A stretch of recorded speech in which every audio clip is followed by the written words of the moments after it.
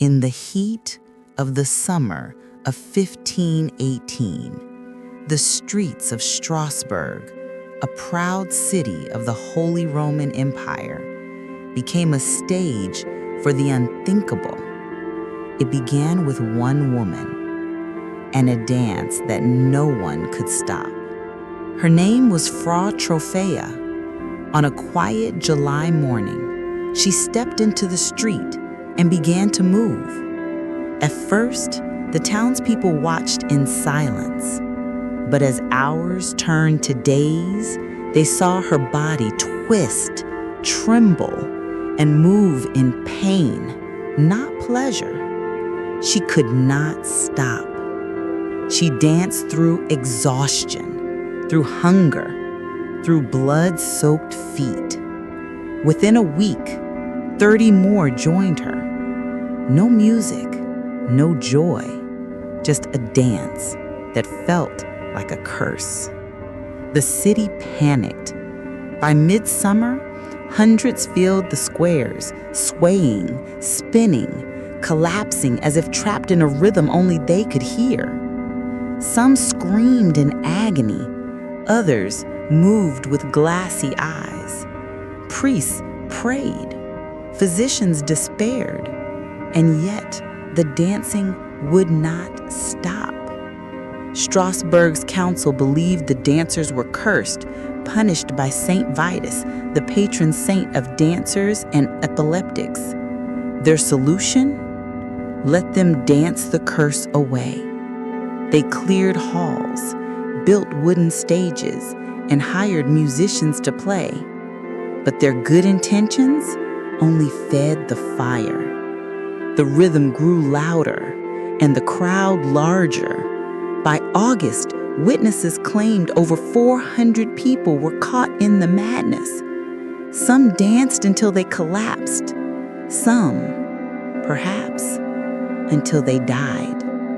And then, as suddenly as it began, it stopped.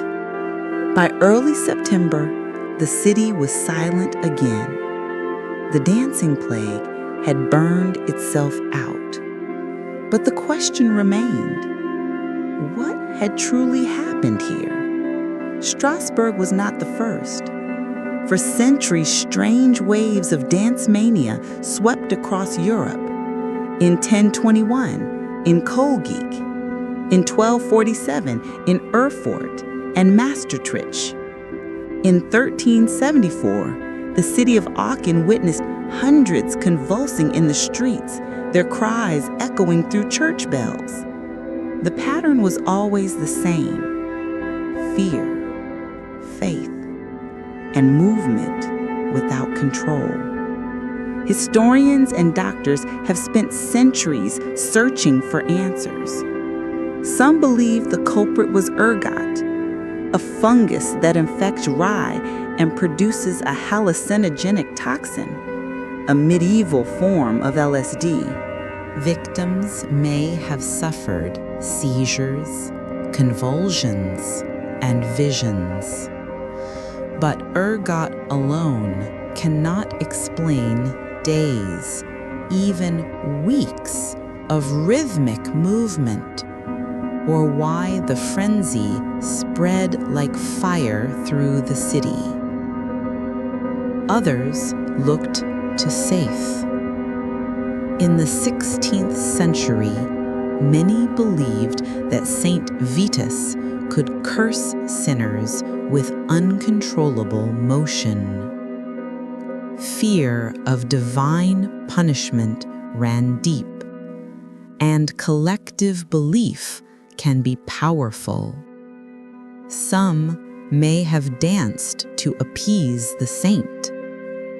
Others because they believe the curse had already begun.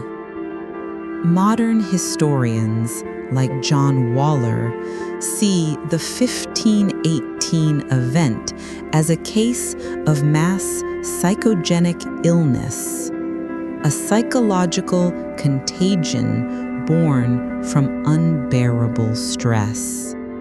Strasbourg had endured famine, disease, and crushing poverty. People were starving, terrified, and devoutly religious. In such a fragile society, one woman's involuntary act could ignite a wave of imitation, an epidemic not of the body, but of the mind. The Strasbourg Council thought they were helping, but their decision to let them dance only amplified the hysteria. It's a timeless lesson. When fear spreads, the wrong message can make the madness stronger. Even today, in our digital age, panic can spread through screens instead of streets. Rumors, fear, and emotion can move faster than reason. The same pattern, just a different stage. And so, the city of Strasbourg recovered. The music stopped. The dancers rested. But for a brief moment in the summer of 1518, an entire city lost control of its body and danced on the edge of madness.